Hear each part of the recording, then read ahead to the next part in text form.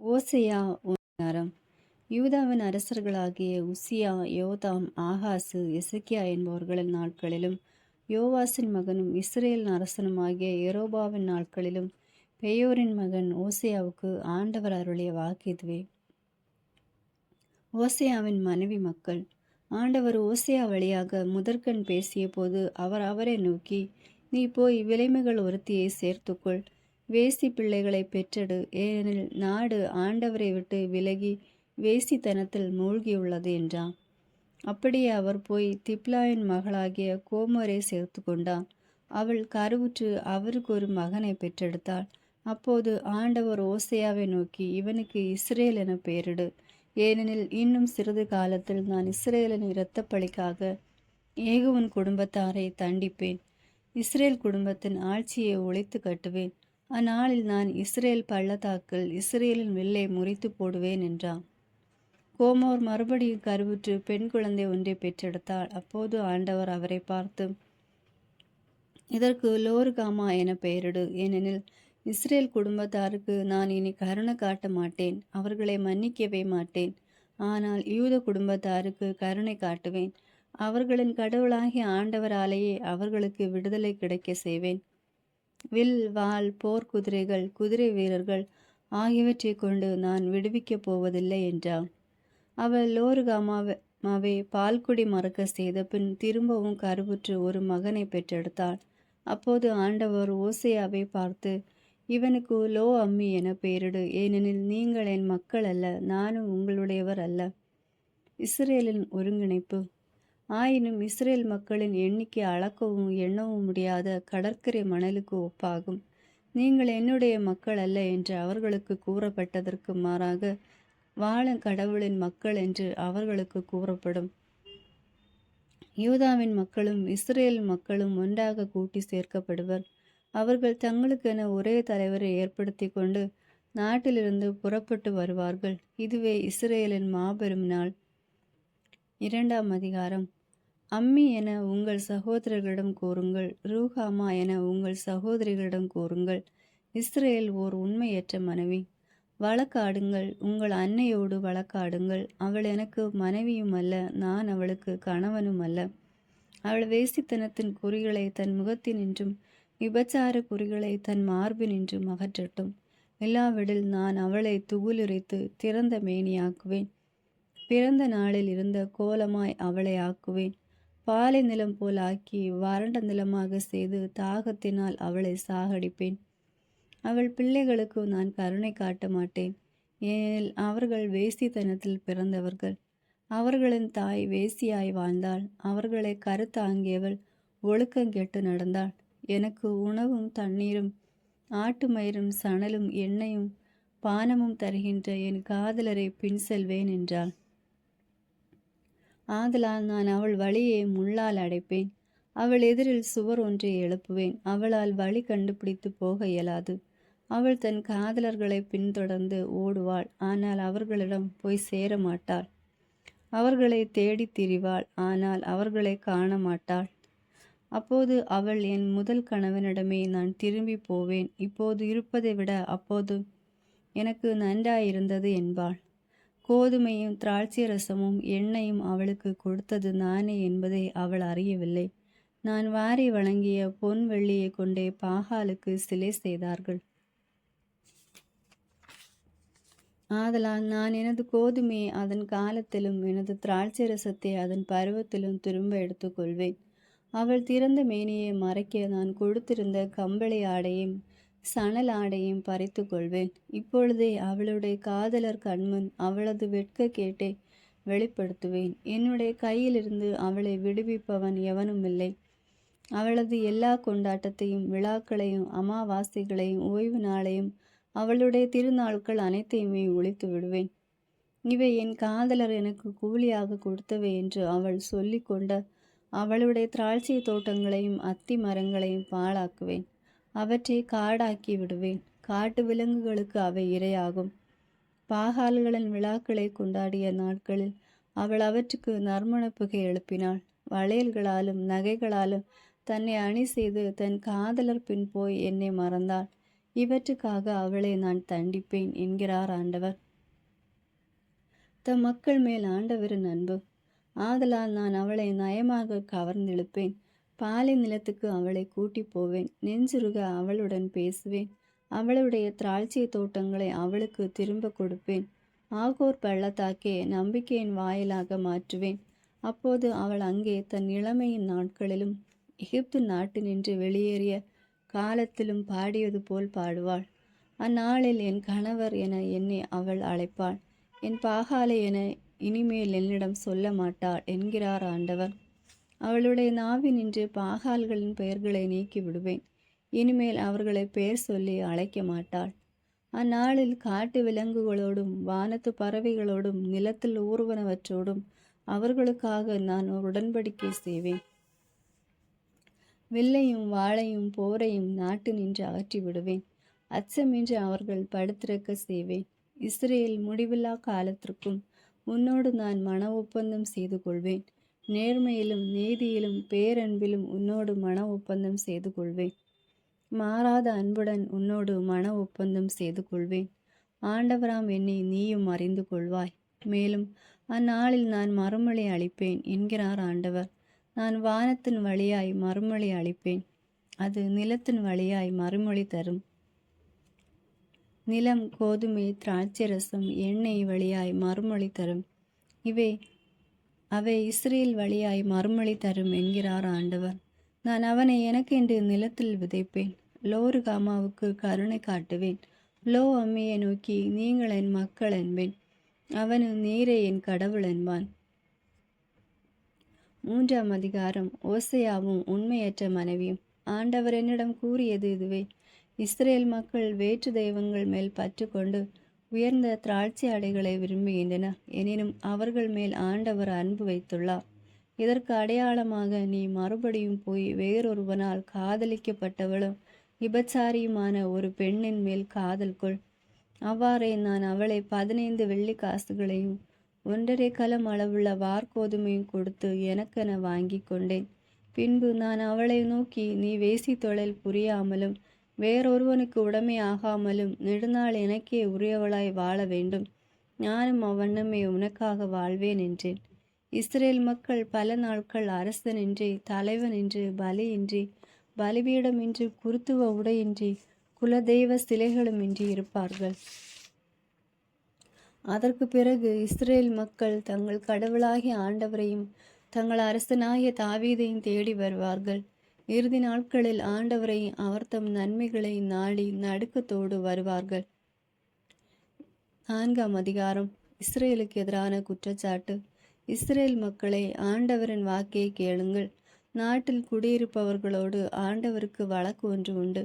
நாட்டில் உண்மையும் இல்லை, இரக்கமும் இல்லை, கடவுளை அறியும் அறிவும் இல்லை.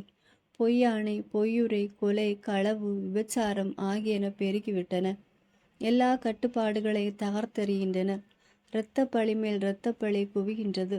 ஆதலால் நாடு புலம்புகின்றது. அதில் குடியிருப்பவன் எல்லாம் நலிந்து போகின்றன. காட்டு விலங்குகளும் வானத்து பறவைகளும் கடல்வாழ் மீன்களும் கூட அழிந்து போகின்றன. ஆயினும் எவனும் வழக்காட வேண்டாம், எவனும் குற்றச்சாட்ட வேண்டாம். உன் மக்கள் குருவோடு வழக்காடுகிறவர்களைப் போல் இருக்கிறார்கள். பகலிலே நீ இடறி விழுவாய், இரவிலே இறைவாக்கினனும் உன்னோடு இடறி விழுவான். உன் தாயை நான் அழித்து விடுவேன். அறிவின்மையால் என் மக்கள் அழிகின்றார்கள். நீ அறிவை புறக்கணித்தாய், நானும் நீ எனக்கு குருவாயிராதபடி உன்னை புறக்கணிப்பேன். நீ உன் கடவுளின் திருச்சட்டத்தை மறந்து விட்டாய், நானும் உன் மக்களை மறந்து விடுவேன். எவ்வளவுக்கு அவர்கள் பழகினார்களோ அவ்வளவுக்கு அவர்கள் எனக்கு எதிராய் பாவம் செய்தார்கள். அவர்கள் மேன்மையை இகழ்ச்சியாக மாற்றுவேன். என் மக்களின் பாவங்களால் இவர்கள் வயறு வளர்க்கின்றார்கள். அவர்கள் தீச்செயல் செய்யும்படி இவர்கள் ஏங்குகின்றார்கள். குருவுக்கு நேரிடுவது மக்களுக்கும் நேரிடும். அவர்களுடைய தீய வழிகளுக்காக தண்டனை வழங்குவேன். அவர்களுடைய செயல்களுக்கேற்ற பதிலை அளிப்பேன். அவர்கள் உண்டாலும் நிறைவடைய மாட்டார்கள், வேசித்தனம் செய்தாலும் பழுக மாட்டார்கள். ஏனெனில் வேசித்தனத்தில் ஈடுபடுவதற்காக ஆண்டவரை கைவிட்டார்கள். இஸ்ரேலில் சிலை வழிபாடும் குடிவரியும் மதுவும் திராட்சை ரசமும் அறிவை கெடுக்கும். என் மக்கள் மரக்கட்டையுடன் குறி கேட்கின்றனர். அவர்களது கோல் மறைமொழிகள் கூறுகின்றது. விபச்சார புத்தி அவர்களை நெறி தவற செய்தது.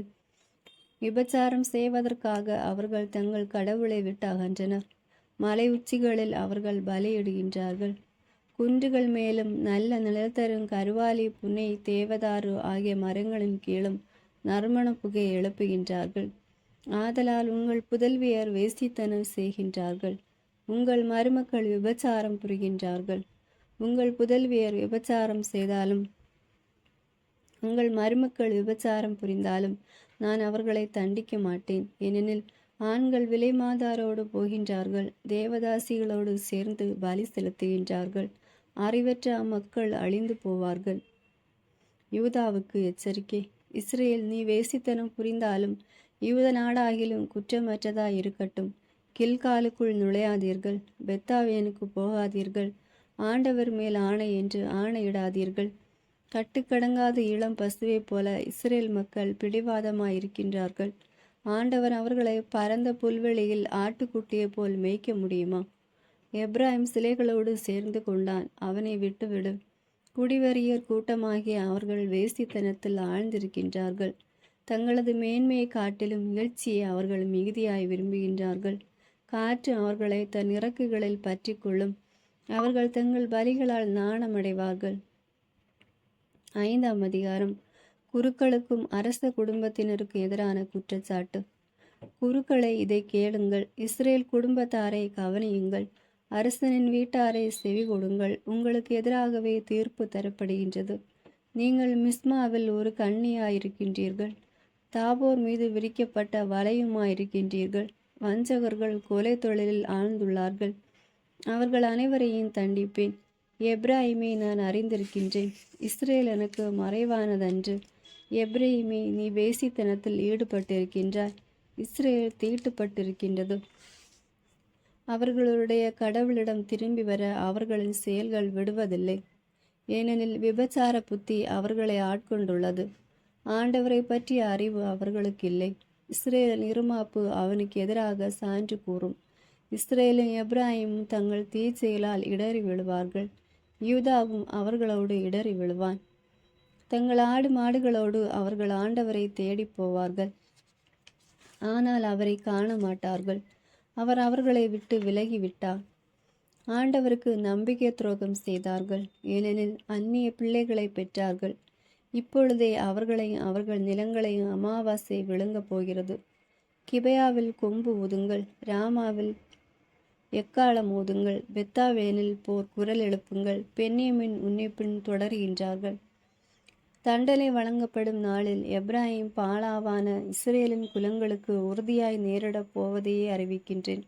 யூதாவின் தலைவர்கள் எல்லை கல்லை தள்ளி வைக்கிறவர்களுக்கு ஒப்பாவார்கள்.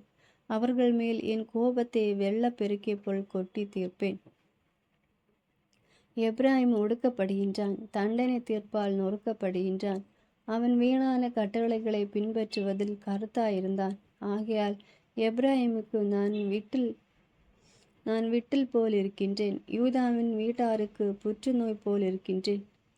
வேற்று நாட்டுடன் செய்த மதியனமான உடன்படிக்கை.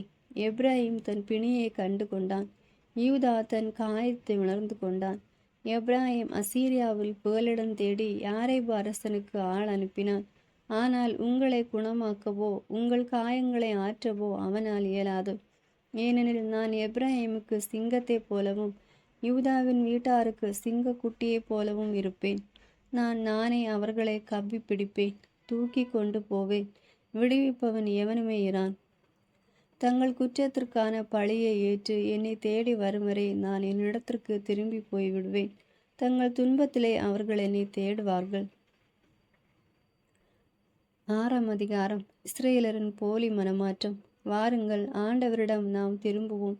நம்மை காயப்படுத்தியவர் அவரே நம்மை குணமாக்குவார். நம்மை அடித்து நொறுக்கியவர் அவரே நம் காயங்களை கட்டுவார். 2 நாளுக்கு பிறகு நமக்கு புத்துயிர் அளிப்பார். 3ஆம் நாளில் நம்மை எழுப்பி விடுவார். அப்பொழுது நாம் அவர் முன்னிலையில் வாழ்ந்திடுவோம். நாம் அறிவடைவோமாக, ஆண்டவரை பற்றி அறிய முனைந்திடுவோமாக. அவருடைய புறப்பாடு புலரும் பொழுது போல் திண்ணமானது. மழை போலவும் நிலத்தை நனைக்கும் இளவேநீர் கால மாறி போலவும் அவர் நம்மிடம் வருவார் என்கிறார்கள். எப்ராஹிமே, உன்னையே நான் என்ன செய்வேன்? யூதாவே, உன்னை நான் என்ன செய்வேன்? உங்கள் அன்பு காலை நேர மேகம் போலவும் கதிரவனை கண்ட பனி போலவும் மறைந்து போகிறதே. அதனால்தான் நான் இறைவாக்கினர் வழியாக அவர்களை வெட்டி வீழ்த்தினேன். என் வாய்மொழிகளால் அவர்களை கொன்றுவிட்டேன். எனது தண்டனை தீர்ப்பு ஒளி போல் வெளிப்படுகின்றது. உண்மையாகவே நான் விரும்புவது பலியே அல்ல, இரக்கத்தையே விரும்புகின்றேன். எரிபலிகளை விட கடவுளை அறியும் அறிவையை நான் விரும்புகின்றேன். அவர்களோ ஆதாம் என்ற இடத்தில் உடன்படிக்கையை மீறினார்கள். அங்கே எனக்கு நம்பிக்கை துரோகம் செய்தார்கள். கிளையாது கொடியோர் நிறைந்த நகர், அதில் இரத்த கரை படிந்துள்ளது. கொள்ளையர் கூட்டம் வழிபோக்கருக்காக காத்திருப்பது போல் குருக்களின் கூட்டம் செக்கேமுக்கு போகிற வழியில் காத்திருந்து கொலை செய்கின்றது. கொடுமை என்றோ அவர்கள் செய்வது. இஸ்ரேல் குடும்பத்தாரிடம் மிக கொடிய செயலொன்றை நான் கண்டேன். அங்கே எப்ராஹிமின் வேசித்தரம் இருந்தது. இஸ்ரேல் தீட்டுப்பட்டிருந்தது. யூதாவே, உனக்கும் அறுவடை காலம் ஒன்று குறிக்கப்பட்டிருக்கின்றது. நான் என் மக்களை நன்னிலைக்கு திரும்ப குணரும்போது, நான் இஸ்ரேலை குணமாக்கும் போது எப்ராஹிமின் தீச்செயல் வெளிப்படும். சமாரியாவின் பொல்லாப்புகள் புலப்படும். அவர்கள் வஞ்சகம் செய்கின்றார்கள். திருடன் உள்ளே நுழைகின்றான். கொள்ளையர் கூட்டம் வெளியே சூறையாடுகின்றது. அவர்களுடைய தீவினைகளை எல்லாம் நான் நினைவில் வைத்திருக்கின்றேன் என்பதை அவர்கள் நினைத்து பார்ப்பதில்லை. இப்பொழுது அவர்கள் செயல்களை அவர்களை வளைத்து கொண்டன. அவை என் கண்முன் இருக்கின்றன. இஸ்ரேல் அரண்மனையில் சதித்திட்டம். தங்கள் தீமையினால் அரசனையும் தங்கள் பொய்களினால் தலைவர்களை அவர்கள் மகிழ்விக்கின்றார்கள். அவர்கள் அனைவரும் விபச்சாரத்தில் ஈடுபட்டுள்ளவர்கள். எரியும் அடுப்புக்கு ஒப்பானவர்கள். அப்பம் சுடுபவன் மாவை பிசைந்தது முதல் புளிப்பேறும் வரையில் கிளறாத நெருப்புக்கு ஒப்பானவர்கள். நம் அரசனின் திருநாள் என்று சொல்லி தலைவர்கள் திராட்சை ரசத்தால் போதையேறி கிடந்தார்கள். அரசன் ஏளனக்காரரோடு கூடி குலாவினான். அவர்களின் இதயம் சதித்திட்டத்தால் அடுப்பை போல் எரிகின்றது. அவர்களின் கோபத்தை இரவெல்லாம் கனன்று கொண்டிருக்கும். அது காலையில் நெருப்பை போல குழந்துவிட்டு எரியும். அவர்கள் எல்லோரும் அடுப்பை போல் அனலாயிருக்கின்றார்கள். தங்களின் ஆட்சியாளர்களை விழுங்குகின்றார்கள். அவர்களின் அரசர்கள் அனைவரும் வீழ்ச்சியுற்றார்கள். அவர்களுள் எவனுமே என்னை நோக்கி கூப்பிடவும் இல்லை. வேற்றினத்தாரை நம்பியதன் விளைவு. எப்ராஹிம் வேற்றினத்தாருடன் கலந்து வாழ்கின்றான். எப்ராஹிம் ஒருபுறம் வெந்த அப்பமாயிருக்கின்றான். அந்நியர் அவன் ஆற்றிலே உறிஞ்சிவிட்டனர். அதை அவன் அறியவில்லை. அவனுக்கு நரை விழுந்து விட்டது. அதையும் அவன் அறியவில்லை. இஸ்ரேலின் இருமாப்பு அவனுக்கு எதிராக சான்று சொல்கின்றது. ஆயினும் அவர்கள் தங்கள் கடவுளாகிய ஆண்டவரிடம் திரும்பவில்லை. இவை அனைத்திற்கு பிறகும் அவரை தேடவும் இல்லை. எப்ராஹிம் அறிவில்லா பேதை புறாவை போல் இருக்கின்றான். அவர்கள் எகிப்தை துணைக்கு அழைக்கின்றார்கள். அசீரியாவிடம் புகலிடம் தேடுகின்றார்கள். அவர்கள் போகும்போது என் வலையை அவர்கள் மேல் விரித்திடுவேன். வானத்து பறவைகளைப் போல அவர்களை கீழே விழ செய்வேன். அவர்கள் தீச்செயல்களுக்காக அவர்களை தண்டிப்பேன். அவர்களுக்கு ஐயோ கேடு, என்னை விட்டு விலகி அலைந்து திரிகின்றார்கள். அவர்களுக்கு அழிவுதான் காத்திருக்கின்றது. அவர்கள் எனக்கு எதிராக கலகம் செய்தார்கள்.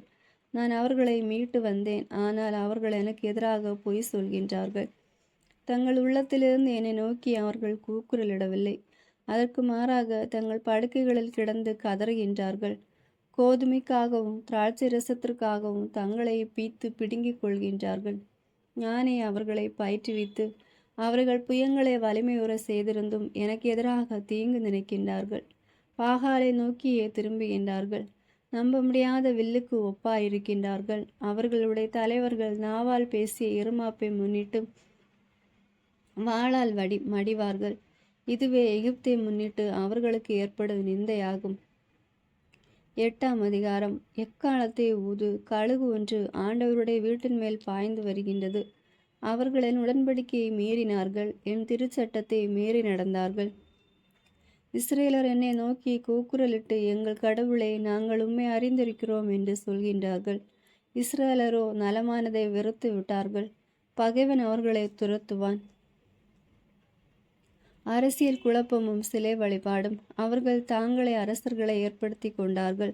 அது என்னாலே அன்று அவர்களை தலைவர்களை நியமித்து கொண்டார்கள். அதை பற்றியும் நானும் ஒன்றும் அறியேன். தங்கள் வெள்ளியாலும் பொன்னாலும் தங்களுக்கென சிலைகளை செய்தார்கள். தாங்கள் அழிந்து போகவே அவற்றை செய்தார்கள். சமாரியா மக்கள் வழிபடும் கன்றுக்குட்டியை நான் வெறுக்கின்றேன். என் கோபத்தீ அவர்களுக்கு எதிராக எரிகின்றது. இன்னும் எத்துணை காலம் அவர்கள் தூய்மை அடையாதிருப்பார்கள்? அந்த கன்றுக்குட்டி இஸ்ரவேலிடமிருந்து வந்ததன்றோ? அது கடவுள் அல்லவே, கைவினைந்தன் ஒருவன் தானே அதை செய்தான். சமாரியாவின் கன்றுக்குட்டி தவிடு பொடியாகும்.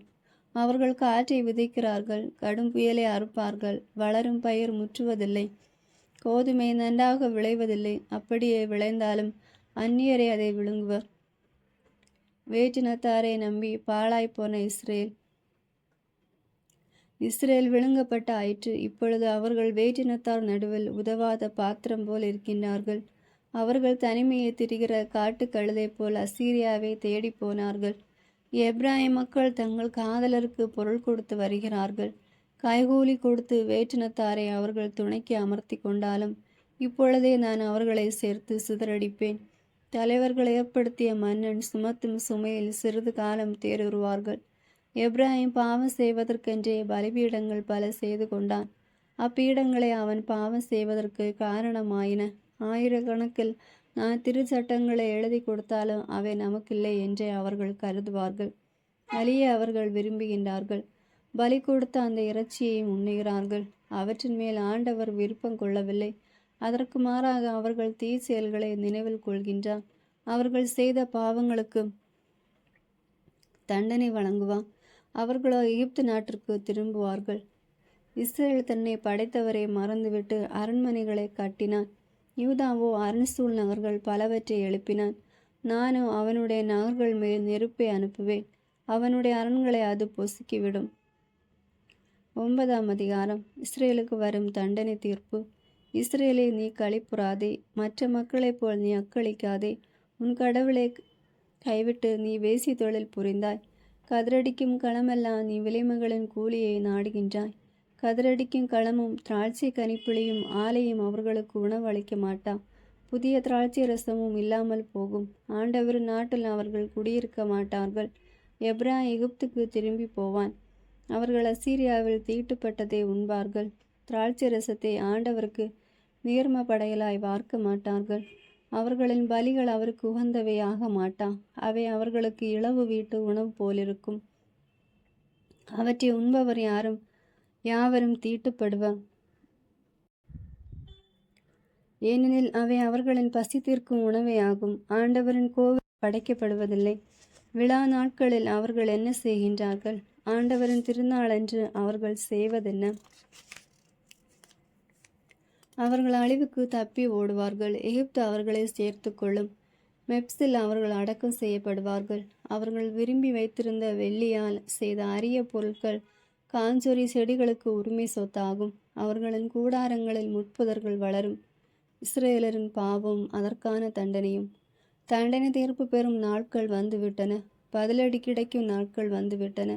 இதை இஸ்ரேலர் அறிந்து கொள்வர். உன் தீ செயலின் மிகுதியாலும் பெரும் பகைப்புணர்ச்சியாலும் இறைவாக்கினன் மூடனாயிருக்கிறான். இறை ஆவி பெற்றவன் வெறி கொண்டு உளறுகின்றான் என்கின்றாய். என் கடவுளின் மக்களாகிய எப்ராஹிமுக்கு இறைவாக்கினன் காவலாளியாயிருக்கின்றான். ஆயினும் வேடன் ஒருவனின் வலை அவனை எப்பக்கமும் சூழ்ந்துள்ளது. அவனுடைய கடவுளின் கோவிலிலும் பகைமை நிலவுகின்றது. கிபையாவின் நாட்களில் நடந்தது போலவே அவர்கள் கொடுமை செய்வதில் ஆழ்ந்திருக்கின்றார்கள். அவர்களுடைய தீச்செயலை ஆண்டவர் நினைவில் கொள்வார். அவர்களுடைய பாவங்களுக்கு தண்டனை கொடுப்பார். பாலை நிலத்தில் திராட்சை குலைகளை கண்டது போல் நான் இஸ்ரேலை கண்டுபிடித்தேன். பருவகால தொடக்கத்தின் முதல் அத்தி பழங்களைப் போல் உங்கள் தந்தையரை கண்டுபிடித்தேன். அவர்களோ பாகால் பெயருக்கு வந்து மானக்கேடானவற்றுக்கு தங்களையே நேர்ந்து கொண்டார்கள். எப்ராஹிம் மேன்மை பறவை போல் பறந்தோடிவிடும்.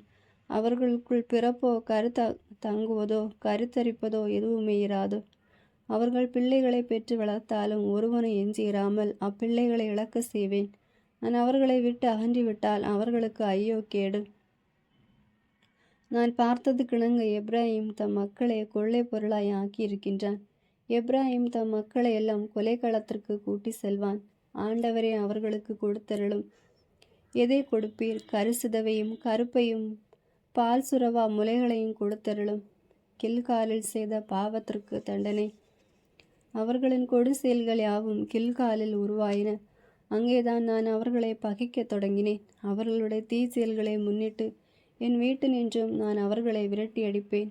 இனி அவர்கள் மேல் அன்பு கொள்ள மாட்டேன். அவர்களின் தலைவர்கள் அனைவரும் கலகக்காரராயிருக்கிறார்கள். எப்ராயிம் மக்கள் வெட்டுண்டு வீழ்ந்தார்கள். அவர்களிடையே வேர் உலர்ந்து போயிற்று. இனிமேல் அவர்கள் கனி கொடுக்க மாட்டார்கள். அவர்கள் பிள்ளைகளை பெற்றாலும் நான் அவர்களுடைய அன்பு குழந்தைகளை கொன்று விடுவேன். என் கடவுள் அவர்களை தள்ளி விடுவான், ஏனெனில் அவர்கள் அவருக்கு செவி கொடுக்கவில்லை. வேற்றினத்தார் நடுவில் அவர்கள் நாடோடிகளாய் திரிவார்கள். 10ஆம் அதிகாரம். இஸ்ரேலின் உண்மையற்ற இதயம். இஸ்ரேல் தழைத்து வளர்ந்த திராட்சை கொடி. அது மிகுதியான கனிகளை தனக்கே தாங்கி நிற்கின்றது.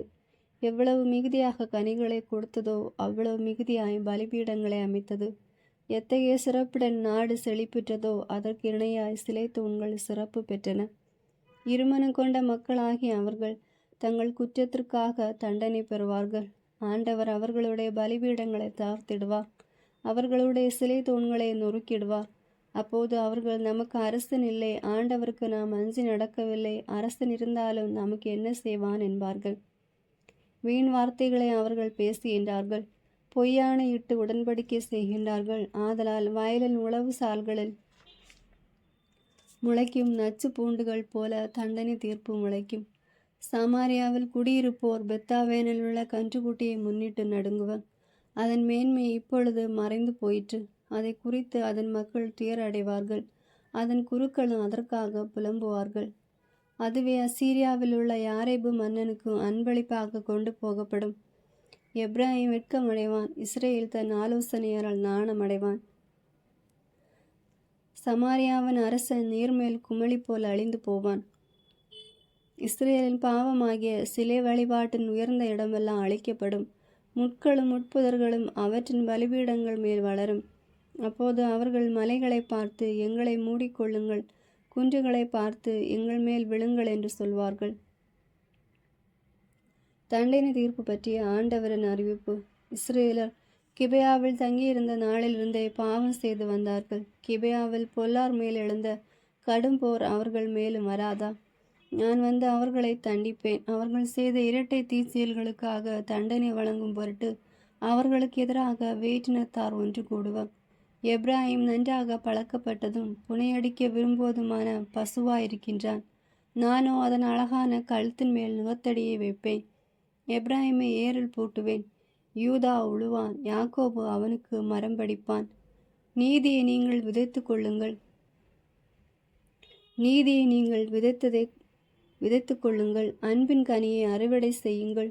உங்கள் தரிசனத்தை உழுது பண்படுத்துங்கள், ஏனெனில் ஆண்டவர் வந்து உங்கள் மேல் நேர்மையை பொழியுமாறு நீங்கள் அவரை தேடும் காலம் நெருங்கி வந்துவிட்டது. நீங்கள் கொடுமையை உழுதீர்கள், தீவினையை அறுவடை செய்தீர்கள், பொய்மையை கனியை தின்றீர்கள். உங்கள் தேர்ப்படைகளின் மேலும் வீரர்களின் எண்ணிக்கையின் மேலும் நீங்கள் நம்பிக்கை வைத்தீர்கள். ஆதலால் உங்கள் மக்களிடையே போர்க்குரல் எழும்பும், உங்கள் அரண்கள் யாவும் அழிக்கப்படும். போரு நாளில் பெத்தர்பேலை சல்மான் அழித்த போது அன்னையர் தம் பிள்ளைகளோடு மோதி அடிக்கப்பட்டது போல அது இருக்கும்.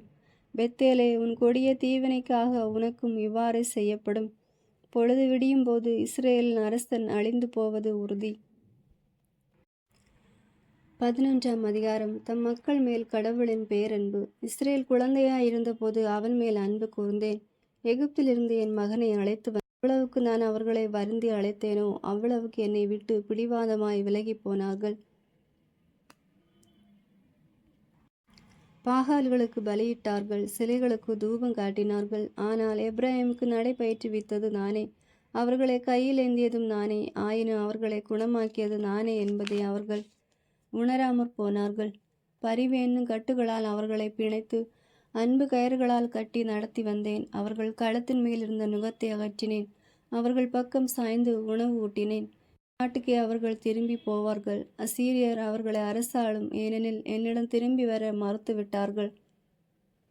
அவர்களுடைய தீய எண்ணங்களை முன்னிட்டு அவர்களின் நகர்களுக்கு எதிராக வாள் பாய்ந்தெழுந்தது. அவர்கள் கதவுகளின் தாழ்பாள்களை நொறுக்கிவிட்டு அவர்களை விழுங்கிவிடும். என் மக்கள் என்னை விட்டு விலகி போவதிலே கருத்தாயிருக்கின்றார்கள். அவர்கள் மேல் நுகத்தடி பூட்டப்படுவதால் கூக்குரலிடுவார்கள். அந்த நுகத்தை அகற்றுவார் எவரும் இல்லை. எப்ராஹிமே, நான் உன்னை எப்படி கைவிடுவேன்? இஸ்ரேலே, உன்னை எப்படி கை நெகிழ்வேன்? உன்னை எப்படி அதிமாவே போல் ஆக்குவேன்? செபேயாமுக்கு செய்தது போல் உனக்கும் செய்வேனோ? என் உள்ளம் அதை வெறுத்து ஒதுக்குகின்றது. என் இரக்கம் பொங்கி வழிகின்றது. என் சீற்றத்தின் கனலை கொட்ட மாட்டேன். எப்ராஹிமை அழிக்க திரும்பி வர மாட்டேன். நான் இறைவன், வெறும் மனிதன் அல்ல. நானே உங்கள் நடுவில் இருக்கும் தூயவர். ஆதலால் நான் நகருக்கு எதிராக வரமாட்டேன். அடிமை தலையின் என்று திரும்புதல். ஆண்டவராம், என் பின்னே அவர்கள் போவார்கள். நானும் சிங்கத்தைப் போல கர்ச்சனை செய்வேன். ஆம், நான் கர்ச்சனை செய்வேன். அவர்களின் புதல்வர் மேற்கிலிருந்து நடுங்கிக் கொண்டு வருவர். எகிப்து நின்று பறவைகள் போலவும் அசீரிய நாட்டு நின்று புறாக்களைப் போலவும் நடுங்கிக் கொண்டு வருவர். அவர்களை தம் வீடுகளுக்கே திரும்ப செய்வேன் என்கிறார் ஆண்டவர். எப்ராஹிம் மக்களின் பொய்க்கூற்று என்னை சூழ்ந்துள்ளது. இஸ்ரேல் குடும்பத்தாரின் வஞ்சக என்னை வளைத்து கொண்டுள்ளது. ஆனால் யூத இறைவனோடு இன்னும் நடக்கின்றான். தூயவராம் ஆண்டவருக்கு உண்மை உள்ளவனாயிருக்கின்றான். 12ஆம் அதிகாரம். இஸ்ரேலின் கடந்த கால அனுபவம், ஆண்டவரின் கண்டிப்பும். எப்ராஹிம் காற்றை உண்டு நாள் முழுவதும் கீழே காற்றை பிடிக்க ஓடுகின்றான். பொய்யும் வன்செயலும் அவனிடம் பெருகிவிட்டன. அசீரியாவோடு உடன்படிக்கை செய்கின்றான். எகிப்துக்கு எண்ணெய் கொடுத்து அனுப்புகின்றான். ஆண்டவருக்கு யூதாவோடு வழக்கு ஒன்று உண்டு. யாக்கோபை அவன் தீய வழிகளுக்கு ஏற்ப தண்டிப்பார். அவன் செயல்களுக்கு தக்கபடி கைமாறு தருவார். யாக்கோபு தன் தாயின் வயிற்றிலேயே தமையனை முந்திக் கொண்டான். பெரியவனாக வளர்ந்த பின்போ கடவுளோடு போராடினான். வானதூதரோடு போராடி வெற்றி கொண்டான். கண்ணீர் சிந்தி அவர் அருளை வேண்டிக் கொண்டான். பெத்தேல் என்னுமிடத்தில் அவரை சந்தித்தான். அவரும் அங்கே அவனுடன் பேசினார். அந்த ஆண்டவரே படைகளின் கடவுள். ஆண்டவர் என்பதே அவரது பெயராம். ஆதலால் இஸ்ரேலே, உன் கடவுளிடம் திரும்பி வா. இரக்கத்தையும் நீதியையும் கடைப்பிடி. எப்போதும் உன் கடவுளை நம்பிக்கை காத்திரு. எப்போதும் உன் கடவுளை நம்பி காத்திரு. பேராசையும் தண்டனையும். ஆனால் இஸ்ரேல் கள்ளத்தராசை கையில் வைத்திருக்கும் கானானியன் போன்றவன். அவன் கொடுசெயல் புரியவே விரும்புகின்றான். எப்ராஹிம், நான் பணக்காரனாகிவிட்டேன், எனக்கென்று செல்வம் சேர்த்து கொண்டேன் என்கின்றான். ஆனால் அவனது செல்வம் எல்லாம் சேர்ந்தும் கூட அவனது தீச்செயலின் பழியை அகற்றாது.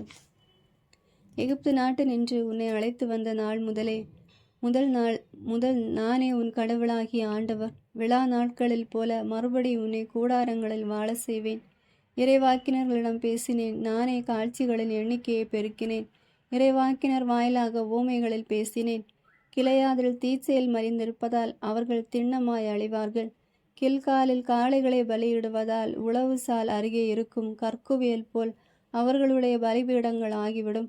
யாக்கோபு ஆறாம் நாட்டிற்கு தப்பி ஓடினான். இஸ்ரேல் ஒரு பெண்ணுக்காக ஊழியம் செய்தான். அப்பெண்ணுக்காக ஆடு மேய்த்தான். இறைவாக்கினர் ஒருவரை கொண்டு ஆண்டவர் இஸ்ரேலை எகிப்திலிருந்து கூட்டி வந்தார். இறைவாக்கினர் ஒருவரால் அவன் பாதுகாக்கப்பட்டான். எப்ராஹிம் ஆண்டவருக்கு மிகவும் சினமூட்டினான். அவனுடைய தலைவர் அவனுடைய இரத்தப்பழியை அவன் மேலேயே சுமத்துவார். அவனுடைய நிந்தையை ஆண்டவர் அவன் மேலேயே திரும்புவார். 13ஆம் அதிகாரம். சிலை வழிபாட்டுக்கு வரும் தண்டனை தீர்ப்பு. எப்ராஹிம் பேசியது போது ஏனையோர் நடுங்கினர். இஸ்ரேலில் அவன் மிக உயர்ந்திருந்தான். ஆனால் பாகாலை வழிபட்ட குற்றத்திற்காக மடிந்தான். இப்போது அவர்கள் பாவத்தின் மேல் பாவம் செய்கிறார்கள். சிலைகளை தங்களுக்கென வளர்த்து கொள்கிறார்கள். அவர்களுடைய வெள்ளியில் செய்யப்பட்ட சிலைகள் அவை. அவை யாவும் தட்டானின் கை வேலைகளே. இவற்றுக்கு பலியிடுங்கள் என்கிறார்கள். அவர்கள் மனிதர் கன்று குட்டிகளை முத்தமிடுகின்றார்கள். ஆதலால் அவர்கள் காலையில் காணும் மேகம் போலும், விரைவில் உலர்ந்து போகும் பனித்துளி போலும், சுழல் காற்றில் சிக்கிய களத்த துரும்பு போலும், பலகணி வழியாய் வெளிப்பட்ட புகை போலும் ஆவார்கள். எகிப்து நாட்டு நின்று உன்னை விடுவித்த நாள் முதல் நானே உன் கடவுளாகிய ஆண்டவர். என்னை தவிர வேறு கடவுளை நீ அறியாய். என்னை என்று வேறு மீட்பரும் இல்லை. வறண்ட நிலமாகிய பாலை வெளியில் உன்னை அறிந்து ஆதரித்தவர் நானே. வளமான மேய்ச்சல் கிடைத்தபடியால் அவர்கள் மனநிறைவுற்றார்கள். மனநிறைவடைந்ததும் செருக்குற்று என்னை மறந்து போனார்கள். ஆதலால் நான் அவர்களுக்கு ஒரு சிங்கம் போல் இருப்பேன். வேங்கை போல பாயுமாறு வழியோரத்தில் மறைந்திருப்பேன். குட்டியை பறிகொடுத்த பெண் கரடி போல் அவர்கள் மேல் பாய்ந்து அவர்கள் நெஞ்சை கிழிப்பேன். சிங்கத்தை போல் அங்கே அவர்களை திண்டொழிப்பேன். காட்டு விலங்கு அவர்களை கிழித்தெறியும். இஸ்ரேலே, உன்னை நான் அழிக்கப் போகின்றேன். உனக்கு உதவி செய்ய வல்லவன் யார்? எனக்கு அரசன் வேண்டும், தலைவர்கள் வேண்டும் என்று என்னிடம் கேட்டாய். உன்னை மீட்கும் அரசன் எங்கே? உன் நகர் அனைத்திலும் உள்ள தலைவர்கள் எங்கே? வேண்டா வெறுப்போடு உனக்கு நான் ஒரு அரசனை தந்தேன். என் சினத்தில் நான் அவனை அகற்றிவிட்டேன். அழிவு வருவது திண்ணம். எப்ராஹிமின் தீச்செயல் சேர்த்து வைக்கப்பட்டுள்ளது. அவனுடைய பாவம் சேமித்து வைக்கப்பட்டுள்ளது. அவனுக்கான பேறுகால வேதனை வந்தாயிற்று. ஆனால் அவன் ஒரு அறிவற்ற பிள்ளை. பிறக்கும் நேரம் வந்துவிட்டது. ஆனால் கற்பையை விட்டு வெளியேற மறுக்கிறான். பாதாளத்தின் பிடியில் நின்று அவர்களை விடுவிப்பேனோ? சாவிலிருந்து அவர்களை மீட்பேனோ? சாவே, உன் கொள்ளை நோய்கள் எங்கே? பாதாளமே, உன் அழிவு வேலை எங்கே? தற்போது இரக்கம் என்னிடம் இல்லை. எப்ராஹிம் தன் சகோதரர்கள் கனி தரும் மரம் போல் இருக்கலாம். ஆயினும் ஆண்டவரின் மூச்சாகிய கீழே காற்று பாலை நிலத்திலிருந்து கிளம்பி வரும். வந்து அவனுடைய நீரோடைகளையும் நீரூற்றுகளையும் வறண்டு போக செய்யும். அவனது கருவூலத்திலிருந்து விலையுறந்த பொருட்களை எல்லாம் வாரிக்கொண்டு போகும். சமாரியா தன் கடவுளை எதிர்த்து கலக்கமூட்டிற்று. அது தன் குற்றப்பழியை சுமக்கும். அதன் குடிமக்கள் வாளால் மடிவார்கள். அவர்களுடைய குழந்தைகள் மோதியடிக்கப்படுவார்கள். அவர்களுடைய கர்ப்பவதிகள் கிழித்தெறியப்படுவார்கள். 14ஆம் அதிகாரம். மனமாற்றத்திற்கு அழைப்பு. இஸ்ரேலே, உன் கடவுளாகிய ஆண்டவரிடம் திரும்பி வா. நீ உன் தீச்செயலால் வீழ்ச்சியுற்றாய். இம்மொழிகளை ஏந்தி ஆண்டவரிடம் திரும்பி வந்து இவ்வாறு சொல்லுங்கள். தீவனை அனைத்தையும் அகற்றியருளும். நன்மையானதை ஏற்றுக்கொள்ளும். நாங்கள் எங்கள் வாய்மொழியாம் கனிகளை உமக்கு அளிப்போம். அசீரியர் எங்களை விடுவிக்க மாட்டார்கள். குதிரை மேல் நாங்கள் ஏற மாட்டோம். எங்கள் கைவினை பொருட்களை நோக்கி எங்கள் கடவுளை என்று இனி சொல்ல மாட்டோம். திக்கற்றவன் உம்மிடத்தில் பரிவை பெறுகிறான் என சொல்லுங்கள். அவர்களுடைய பற்றுறுதியின்மையை நான் குணமாக்குவேன். அவர்கள் மேல் உளமாற அன்பு கூர்வேன். அவர்கள் மேலிருந்த என் சினம் தணிந்து விட்டது. நான் இஸ்ரேலுக்கு பனி போல் இருப்பேன். அவன் லீலி போல் மலருவான். லெபோனின் மரம் போல் வேரூன்றி நிற்பான். அவனுடைய கிளைகள் விரிந்து பரவும். அவன் பொலிவும் ஒலிவ மரம் போல் இருக்கும். லெபானை போல் அவன் நறுமணம் பரப்புவான். அவர்கள் திரும்பி வந்து என் நிழலில் குடியிருப்பார்கள். கோதுமை போல் தலை தோங்குவார்கள். திராட்சை கொடி போல் செழிப்படைவார்கள். லெபோனின் திராட்சை ரசம் போல் அவர்களது புகழ் விளங்கும். இனிமேல் எப்ராஹிமுக்கு சிலைகள் அதற்கு. நானே அவனுக்கு செவி சாய்த்து அவன் மேல் அக்கறை கொண்டுள்ளேன். நான் பசுமையான தேவதாரு மரம் போன்றவன். உன் கனி எல்லாம் என்னிடமிருந்தே வரும். ஞானம் நிறைந்தவன் எவனோ அவன் இவற்றை உணர்ந்து கொள்ளட்டும். பகுத்தறிவு உள்ளவன் எவனோ அவன் இவற்றை அறிந்து கொள்ளட்டும். ஆண்டவரின் நெறிகள் நேர்மையானவை. நேர்மையானவர்கள் அவற்றை பின்பற்றி நடக்கிறார்கள். மீறுகிறவர்கள் அவற்றில் இடறி விழுகின்றார்கள். ஆமேன். God bless you.